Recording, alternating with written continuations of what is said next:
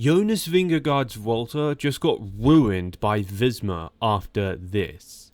Deja vu, but red.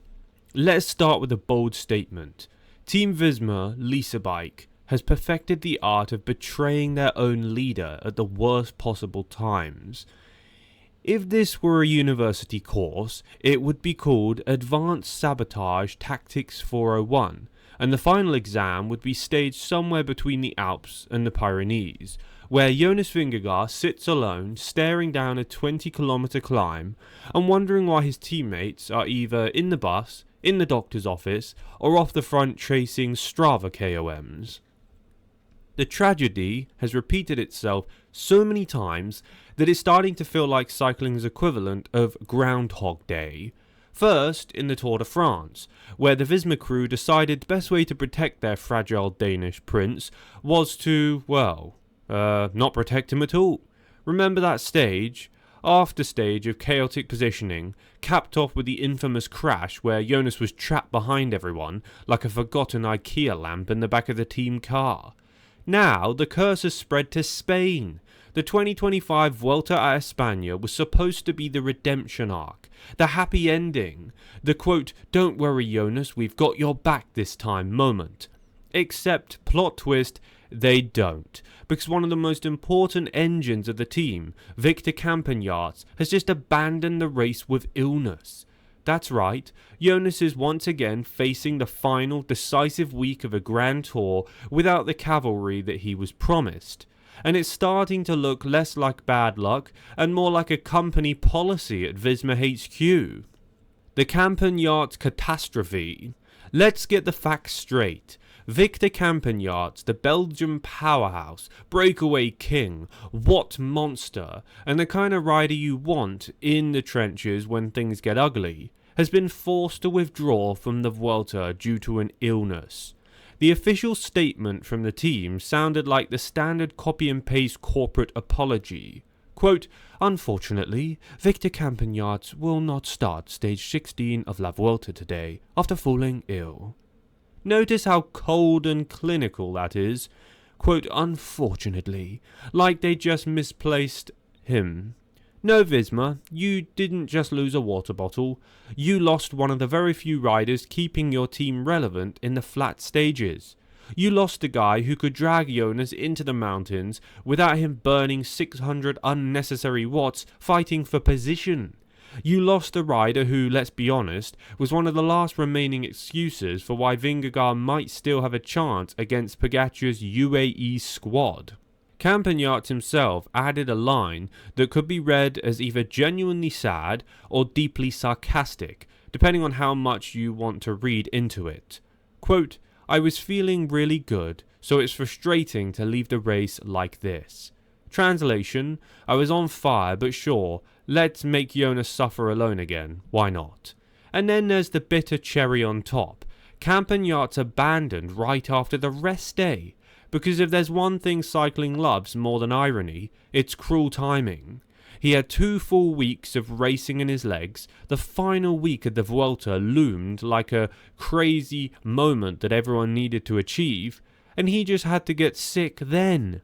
Perfect. Chef's kiss. History repeats itself in yellow and red.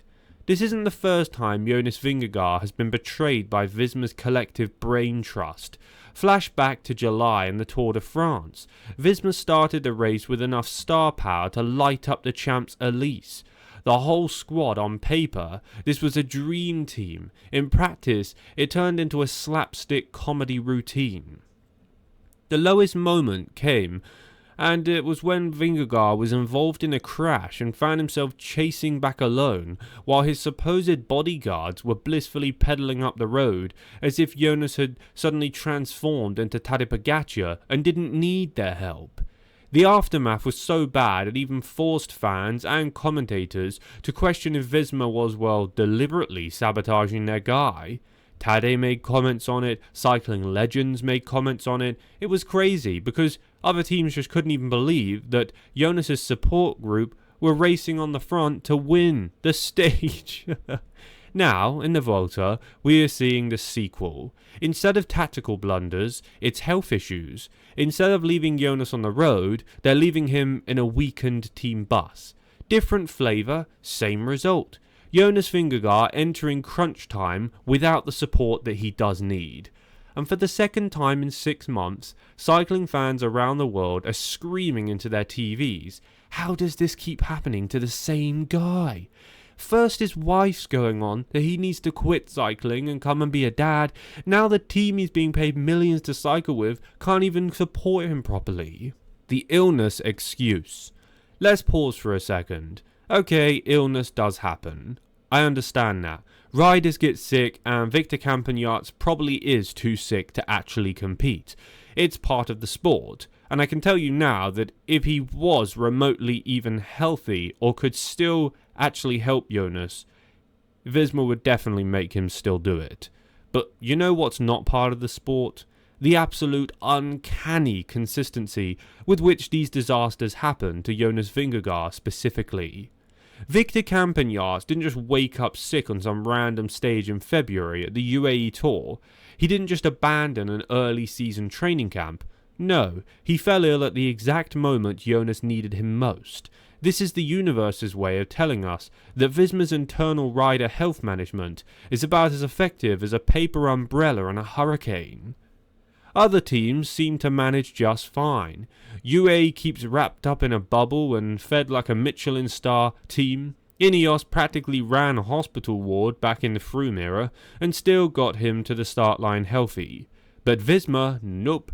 The minute they enter a Grand Tour, their riders drop like flies or just don't go by the script. Jonas, if you're reading this or listening, consider investing in your own personal team doctor, or at the very least, an immune system stronger than Visma's group WhatsApp excuses. What Victor actually meant to Jonas. So what did Jonas actually lose here? Let's be brutally clear. A lot. Victor Campenaerts isn't just any domestique. He's a rider who can control breakaways, position in crosswinds, drag on the flat, offer moral support.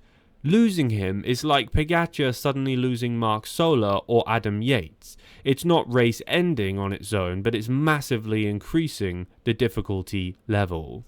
Quotes that sting. The cycling media wasted no time in highlighting what a disaster this was. Cycling News put it bluntly, quote, Jonas Vingegaard loses key Vuelta a España teammate Victor Campenaerts before decisive final week. Notice the phrasing, key teammate, not helpful teammate, not decent guy to have around. Key, as in Jonas just lost the keys to his car and now he has to jog to work. Cycling Up to Date went in with the heartbreak angle. Quote, vital domestique for Jonas Vingegaard abandons Vuelta a España. I was feeling really good. Vital as in life support vital. As in Jonas just lost a rider equivalent of oxygen in the peloton. And then TNT Sports underlined the timing. Quote, unfortunately, Victor Campenaerts will not start stage 16 of La Vuelta today after falling ill. Stage 16. Translation. We carried this guy through 15 stages, only to throw Jonas under the bus in the moment it mattered. Pogačar laughs in the background. You know who's loving this? Tadej Pogačar. Somewhere on a holiday right now, Pogačar is grinning ear to ear, sipping an espresso, and maybe sending a cheeky WhatsApp to Jonas. Quote, hey, sorry to hear about Victor. Want me to lend you one of my 15 domestiques? Lol.